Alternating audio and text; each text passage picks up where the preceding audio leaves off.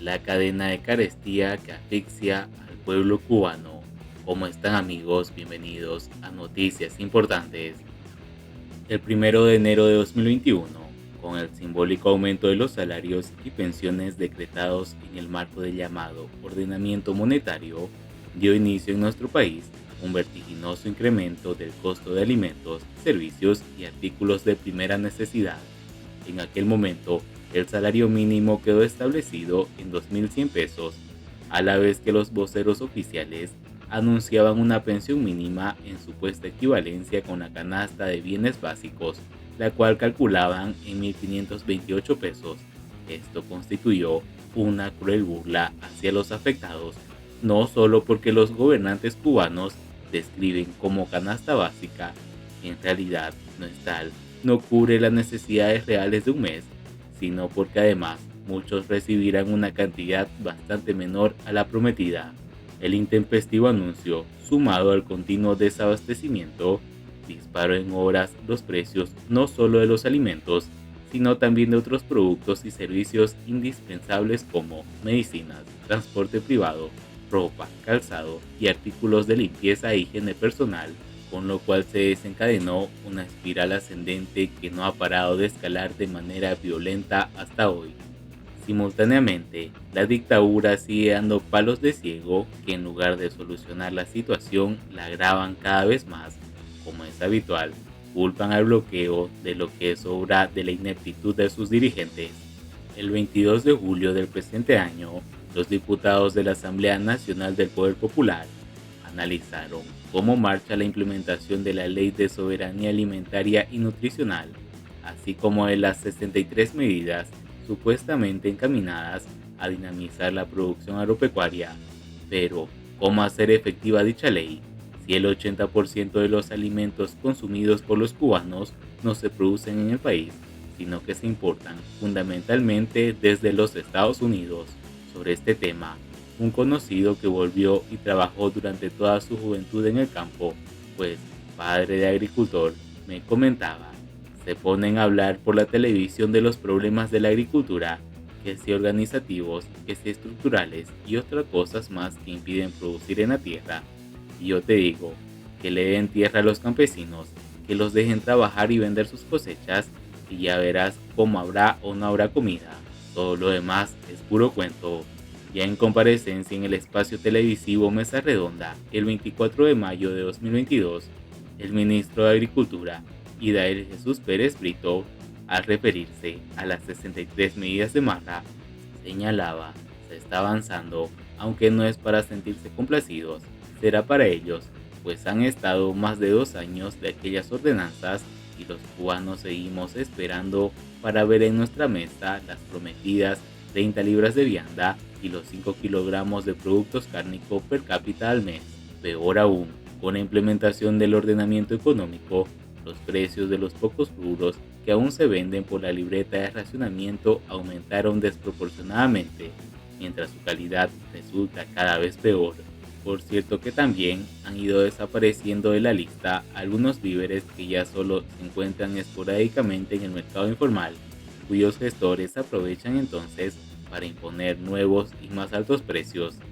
Así pues, el efecto de la inflación en el costo de los productos de primera necesidad es una dificultad angustiante e insalvable para la mayoría de los cubanos que no poseen recursos suficientes.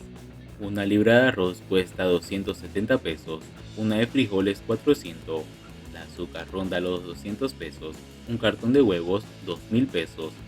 Hoy podemos afirmar, por inverosímil que suene, que en Cuba ya no todo el mundo come, y los más afectados son los pensionados y los trabajadores de bajos salarios.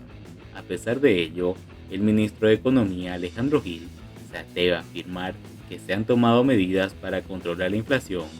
Cuesta creerle mientras no se perciban los resultados. Por el contrario, cada día el peso cubano pierde más valor y de acuerdo a lo poco que se puede comprar con él. Sobre la propaganda previa a la autorización de las MIPYMES, escuchábamos a los dirigentes afirmar que esos negocios privados contribuirían a bajar los precios. No obstante, es típico que la dialéctica artificial castroestalinista, en la práctica, hemos comprobado lo contrario. Pues, aunque las pequeñas empresas ofertan artículos deficitarios a precios algo inferiores en el mercado informal, generalmente solo los venden en gran cantidad. Hay que comprar un saco entero. En el caso del azúcar o la harina de trigo, una caja entera si se trata de refrescos o cerveza. Esta regla, lejos de convertirlas en abastecedora de la población, las ha hecho proveedoras de cuentapropistas o revendedores y, por lo tanto, han devenido otro eslabón en la cadena de carestía que asfixia a los ciudadanos. Y mientras el hambre nos embiste inmisericordiamente, los obesos dirigentes le piden al pueblo que resista. Siguiendo con las noticias, buena parte de La Habana en apagón y derrumbes de viviendas tras el paso de Idalia. La empresa eléctrica de La Habana informó que suman alrededor de 48.000 sus clientes en apagón como consecuencia del azote del huracán Idalia, que causó mayores estragos en Pinar del Río, pero afectó al resto de los territorios occidentales. De acuerdo con una nota de la entidad, la afectación del suministro de electricidad se debe a averías en circuitos de distribución y dos de subtransmisión. Los municipios con mayores afectaciones son Habana del Este, Arroyo Naranjo, Boyeros, Plaza de la Revolución y Cerro, indicó. Agregó la empresa estatal que los trabajos de reparación de esas roturas no comenzarán hasta que no pasen los fuertes vientos e intensas lluvias que afectan a la capital cubana. Las brigadas de trabajo necesarias se encuentran movilizadas para solucionar los daños ocasionados. Contamos con los recursos necesarios para trabajar ininterrumpidamente para restablecer el servicio eléctrico en el menor tiempo posible, prometió la empresa eléctrica. En redes sociales, los cubanos comenzaron a reportar derrumbes parciales de edificios en La Habana, una de las consecuencias habituales de fenómenos meteorológicos como lluvias y huracanes que se ceban en el estado crítico de numerosos inmuebles de la ciudad. Asimismo, en Pinar del Río, provincia más cercana a la ruta de Idalia y donde tocó tierra durante la noche del lunes, las autoridades informaron que más del 80% de los hogares quedaron sin servicio eléctrico. Allí se reportaron preliminarmente afectaciones en viviendas, empresas y edificios públicos. Según el reporte de la estatal Agencia Cubana de Noticias, las precipitaciones asociadas al huracán sacaron de su cauce al río, lo que provocó que varios poblados en el municipio pinañero de Guane quedaron incomunicados. Y bien amigos, así vamos terminando las noticias importantes del día de hoy. Por favor, nos ayudarían mucho compartiendo las noticias y así poder informar a muchas más personas de la verdadera realidad en Cuba. Patria y vida mis hermanos, nos vemos en el siguiente informe.